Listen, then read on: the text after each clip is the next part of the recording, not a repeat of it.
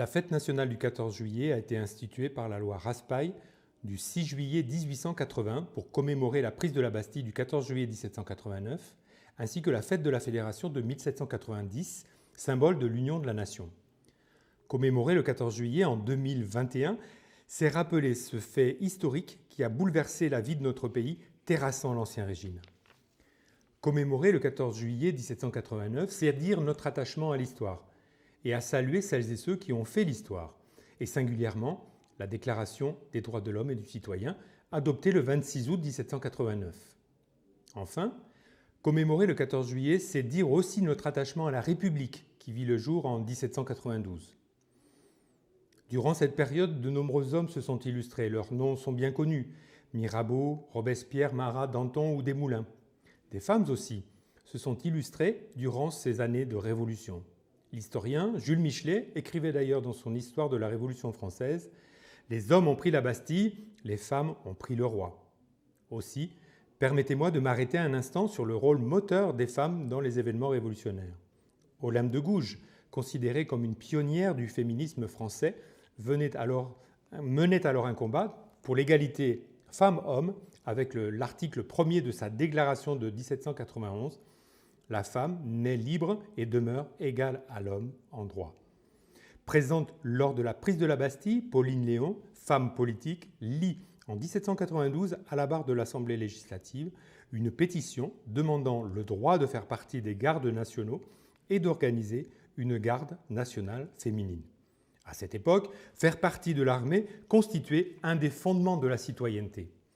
Accepter les femmes dans la garde nationale revenait donc à leur donner la citoyenneté.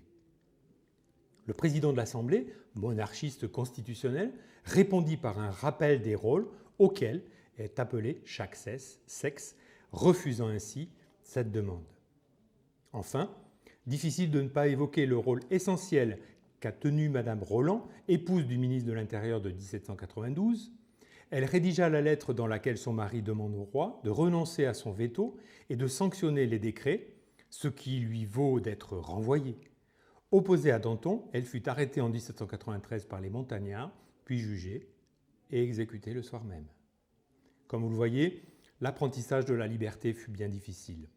Au lendemain du 14 juillet, les députés de la Constituante, puis ceux de l'Assemblée législative de 1792, croyaient encore que la seule sorte de gouvernement possible restait la monarchie constitutionnelle.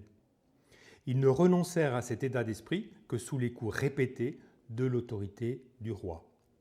Pourtant, si nous sommes réunis aujourd'hui, c'est bien grâce à ces femmes et ces hommes qui ont pris d'autres Bastilles, refusant avec ténacité la soumission, la haine, le sectarisme, la barbarie et la guerre, mais aussi refusant la misère, la maladie ou la fatalité.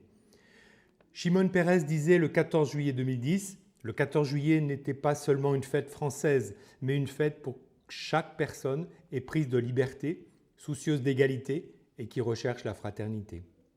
Lorsque nous déposons une gerbe cernée de son ruban tricolore, lorsque nous observons une minute de silence, nous pensons à celles et ceux qui, le 14 juillet 1789, ont ouvert la voie de la liberté, notre liberté.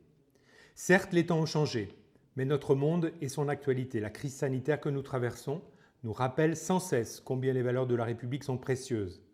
C'est donc bien dans cet état d'esprit que nous sommes réunis aujourd'hui, un esprit de fraternité, d'union fraternelle dans la liberté, l'égalité, en ce lieu qui nous rappelle qu'au fil des siècles, des femmes et des hommes ont consacré leur vie. Le mois de juillet, c'est aussi pour beaucoup de familles l'arrivée des vacances des enfants ou des petits-enfants.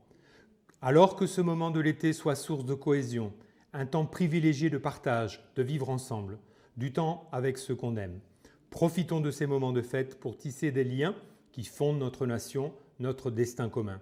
Vive la fête nationale, vive la France, et vive la République et vive Tournefeuille.